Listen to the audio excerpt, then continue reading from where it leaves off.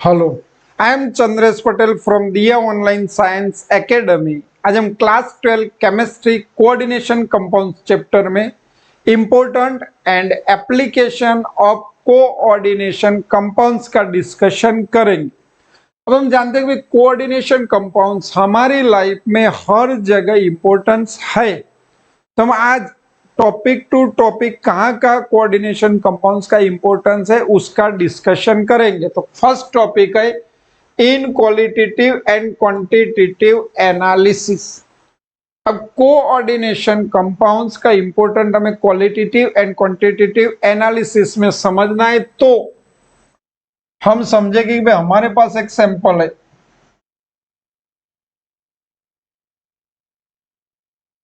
मतलब कोई मिनरल्स, तो इसमें मेटल कौन सी प्रेजेंट है वो डिसाइड करना है। तो मेटल लिगेंड के साथ अटैच होके कोऑर्डिनेट कंपाउंड बनाती, और ऐसे कोऑर्डिनेट कंपाउंड का कोई ना कोई कलर रहता है, और एक कलर हम कलर के हिसाब से मेटल प्रेजेंट है कि नहीं है वो डिसाइड कर पाते हैं। देखो first point, metal ion forms colored coordination compound on reaction with a number of ligand. These reactions are used for detection of the metal ion. तो कलर के हिसाब से मेटल को डिटेक्ट किया जाता है। अब मेटल डिटेक्ट होती है, कलरिंग कॉम्प्लेक्स कंपाउंड बनता है। तो कॉम्प्लेक्स कंपाउंड कितना बना, क्योंकि कलर होता है तो उसकी क्वांटिटी भी एस्टिमेट की जाती है कॉम्प्लेक्स कंपाउंड की, और इसके हिसाब से कितनी मेटल वो सैंपल में प्रेजेंट होगी वो भी डिसाइड किया जाता है। देखो, the coloured complex form can be use for the estimation of metal by classical और इंस्ट्रूमेंटल मेथड्स। मेथड में हमें डिप में नहीं जाना है, पर कोऑर्डिनेट कंपाउंड जो बन रहा है इसके हिसाब से मेटल का एस्टिमेशन किया जाता है। मतलब क्वालिटेटिव एनालिसिस और क्वांटिटेटिव एनालिसिस इसका हो जाता है। एग्जांपल है किस किस रिएजेंट का यूज एस्टिमेशन के लिए होता है। तो examples of the such reagents include EDTA, DMG, alpha nitroso, beta naphthol and cupron. ये सभी कंपाउंड्स का मेटल के डिटेक्शन के लिए और एस्टिमेशन के लिए, मतलब क्वालिटेटिव एंड क्वांटिटेटिव एनालिसिस के लिए यूज किया जाता है। इसके बाद second topic, in removal of hardness of water. तो साथ साथ में देखते जाएंगे वाटर की हार्डनेस। वाटर में कैल्शियम और मैग्नीशियम आयन की वजह से होती है। आप जानते हो Ca2 plus and Mg2 ion की प्रेजेंस की वजह से हार्डनेस होती है। वाटर को Na2EDTA के साथ ट्राइट्रेशन करवा के ये दोनों का एस्टिमेशन किया जाता है, कितनी क्वांटिटी में ये दोनों है, इसका मतलब उसकी हार्डनेस डिसाइड की जाती है। देखो, the hardness of water which is due to Ca2 and Mg2 ion can be estimated by simple titration with Na2EDTA। क्या होगा, तो जब इसका हार्ड वाटर के साथ ट्राइट्रेशन किया जाएगा तो Na का Ca रिप्लेस करेगा, सेम वे Mg होगा, Mg2 तो Mg2 भी रिप्लेस करेगा, और इससे भी स्टेबल कोऑर्डिनेट कंपाउंड बने। देखो, the Ca2 and Mg2 ion form stable complex with EDTA। अब मुझे इंडिविजुअल कितनी क्वांटिटी में Ca2 है, कितनी क्वांटिटी में Mg2 है, क्वांटिटेटिव एनालिसिस भी हो जाएगा, क्वालिटेटिव एनालिसिस भी इसमें आ जाएगा, तो वो भी मेजर किया जा सकता है। सिलेक्टिव एस्टिमेशन इसको बोलते, और इसकी वजह ये दोनों के स्टेबिलिटी कांस्टेंट में वैल्यू में डिफरेंट है। और इसकी वजह से दोनों का इंडिविजुअल एस्टिमेशन किया जाता है। The selective estimation of these ions can be done due to difference in the stability constant of calcium and magnesium complexes। तो कुल मिला के हमारे पास जो वाटर का सैंपल है उसमें कैल्शियम और मैग्नीशियम कितना है वो एस्टिमेट किया जाता है, मतलब हार्डनेस मेजर की जाती है, और दोनों कैल्शियम और मैग्नीशियम का इंडिविजुअल क्वांटिटी भी एस्टिमेट की जाती है। तो ये बात है हार्डनेस की। इसके बाद का पॉइंट है एक्सट्रैक्शन ऑफ एयू एंड एजी, वो भी हम साथ साथ में देखते जाएंगे। बेसिकली एक्सट्रैक्शन प्रोसेस है उसको लिंचिंग बोला जाता है। होता क्या है कि कोई जो सैंपल है उसमें एयू एजी और पीटी प्रेजेंट हो तो उसमें से सैंपल में से उसको अलग किया जाता है इस मेथड से। पर इसमें भी कोऑर्डिनेट कंपाउंड यूज होते हैं, तो this is the application of coordinate compound. बोलो सिल्वर गोल्ड को भी अलग करने के लिए कोऑर्डिनेट कंपाउंड की जरूरत पड़ती है। तो इंपॉर्टेंट बात है कैसे किया जाता है। तो एयू अगर सैंपल में हो तो इसकी साइनाइड आयन के साथ मोस्टली NaCN का यूज होता है। ऑक्सीजन और वाटर की प्रेजेंस में रिएक्शन करवाओ तो कोऑर्डिनेट कॉम्प्लेक्स बनता है। कौन सा? AuCN2-1। ये जो हमारे पास सैंपल है सभी पार्टिकल सॉलिड है, सभी पार्टिकल किस स्टेट में? सॉलिड स्टेट में।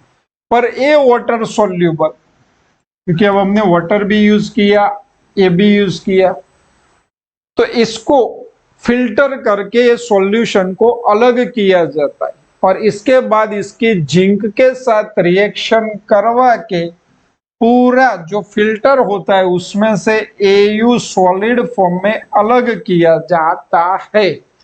सम important extraction process of metal like those of silver and gold make use of complex formation।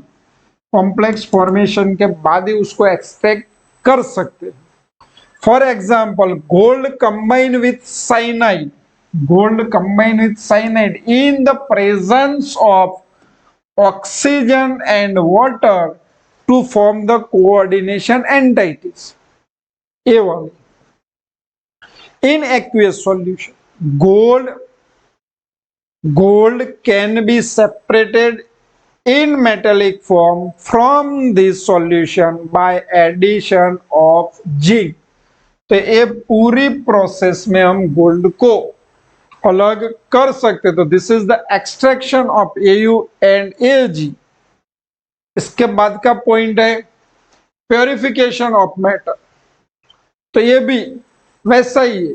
Suppose हमारे पास इम्प्योर निकल है, जनरली ये प्रोसेस को मोंड कार्बोनिल प्रोसेस बोला जाता है।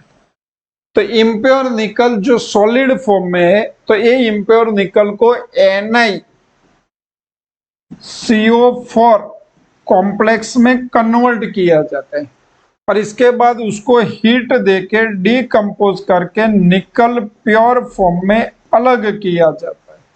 तो purification of metal, similarly purification of metal can be achieved through formation of subsequent decomposition of their coordination compounds। For example, impure nickel is converted to NiCO4 which is decomposed to yield pure nickel।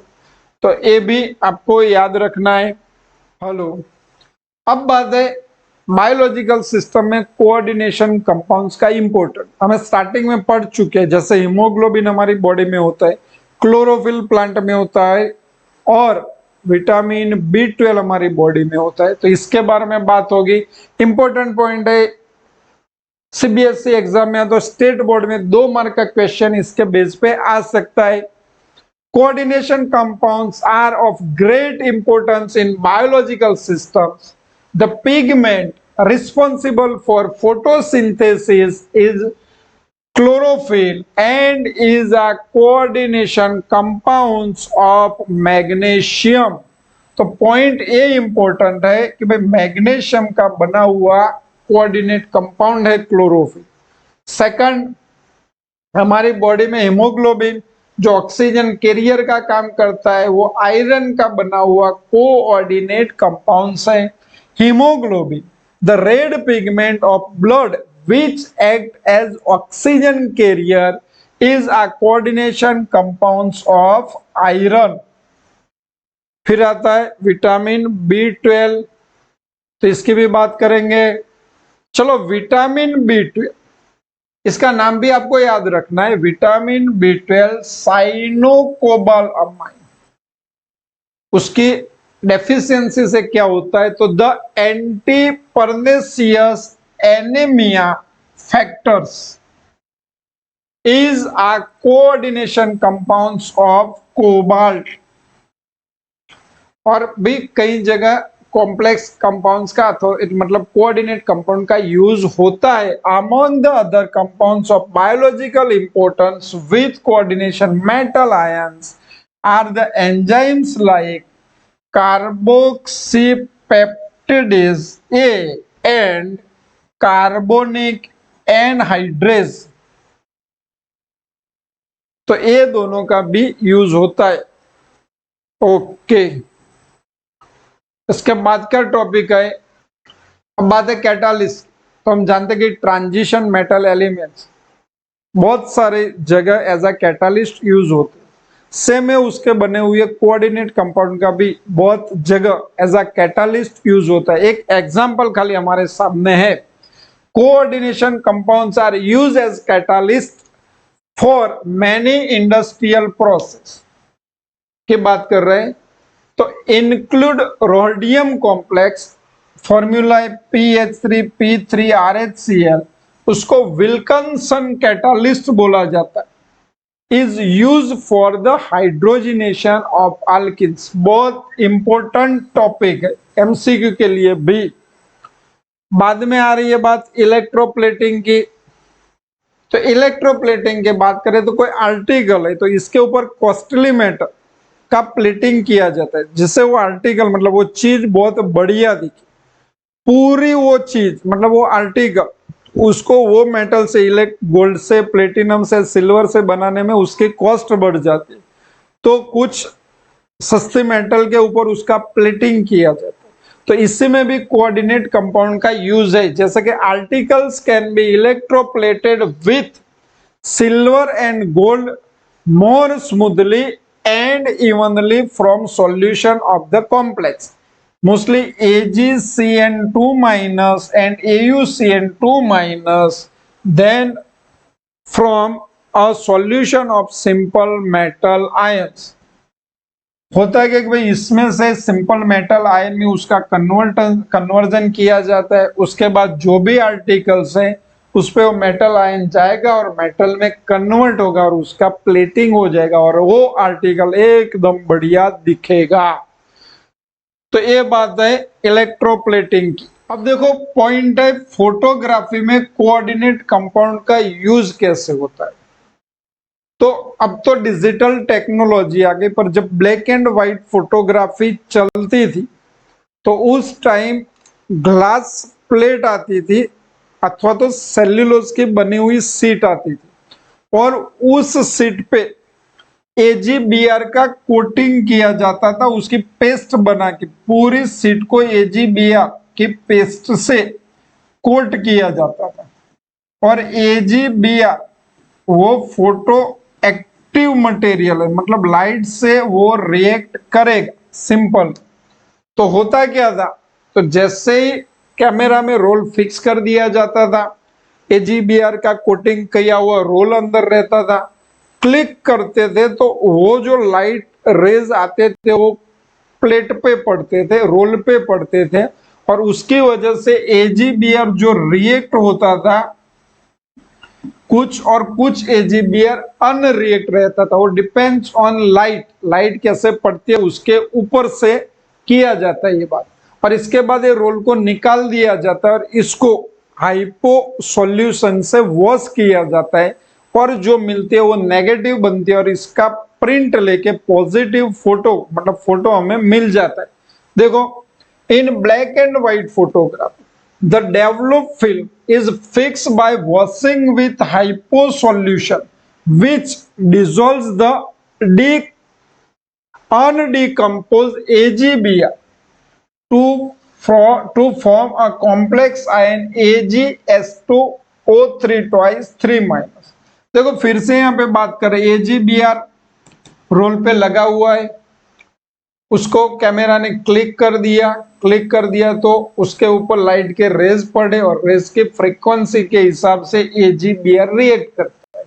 जो react करता है वो तो convert हो जाता है, पर जो अनरिएक्ट AgBr रहता है उसको Na2S2O3 के साथ रिएक्ट करवाया जाता है और इससे एक कॉम्प्लेक्स कंपाउंड्स बनता है और इसको वॉश करके ये दोनों को ये रोल पर से रिमूव कर दिया जाता है। इसके बाद प्रिंट निकाल के फोटो लिया जाता है। तो फोटोग्राफी में भी कोऑर्डिनेट कंपाउंड्स एप्लीकेबल है। मेडिसिन में तो बहुत जगह एप्लीकेबल है। कोऑर्डिनेट कंपाउंड का यूज मेडिसिन में कैसे होता है? तो आजकल चिलेट थेरापी चल रही है, पढ़ते हैं। There is a growing interest in the use of chelate therapy in medical chemistry. क्योंकि चिलेट थेरापी का इंपॉर्टेंस इतना आजकल बढ़ रहा है।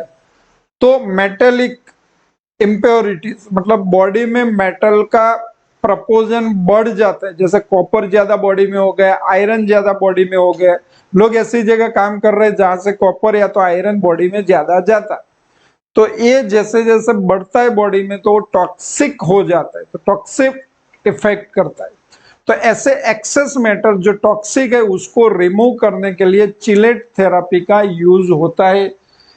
An example is the treatment of problems caused by the presence of metals in toxic proportions in plants and animal system। तो इसकी वजह से ये थेरेपी का यूज हो रहा है। सपोज कॉपर बढ़ गया तो क्या करेंगे? तो चिलेट थेरापी लेंगे। आयरन बढ़ गया तो क्या करेंगे? चिलेट थेरापी लेंगे। कौन सी दवाई का यूज होता है? तो कॉपर के लिए पूरा स्टेटमेंट पढ़ रहे, पर कॉपर के लिए डी पेनिसिलेमाइन एंड आयरन के लिए डैश फेरिऑक्साइम बी का यूज होता है। पढ़ो। दस excess of copper and iron are removed by the chelating ligands D-penicillamine and ferrioxime B via the formation of coordination compounds। ऐसे बॉडी में लीड का प्रपोजन भी बढ़ जाता है, तो EDTA का यूज होता है जो लीड के साथ कॉम्प्लेक्स बनाएगा और इसको रिमूव किया जाता है। EDTA is used in the treatment of lead poisoning। ऐसे ही ट्यूमर हो जाता तो भी चिलेट थेरापी का यूज होता है। Some coordination compounds of platinum effectively inhibit the growth of tumor। Example is cisplatin and related compounds जिसका यूज ट्यूमर को कंट्रोल में करने के लिए होता है। तो लास्ट में कुछ क्वेश्चन ऐसे पूछे गए हुए और टेक्सचुअल एक्सरसाइज 27 नंबर का क्वेश्चन है। Discuss briefly giving an example in each case the role of coordination compounds in biological system. Important point है। मेडिकल केमिस्ट्री इंपॉर्टेंट है। एनालिटिकल केमिस्ट्री इंपॉर्टेंट है। Extraction and metallurgy of metal. तो एक question आपको आना चाहिए,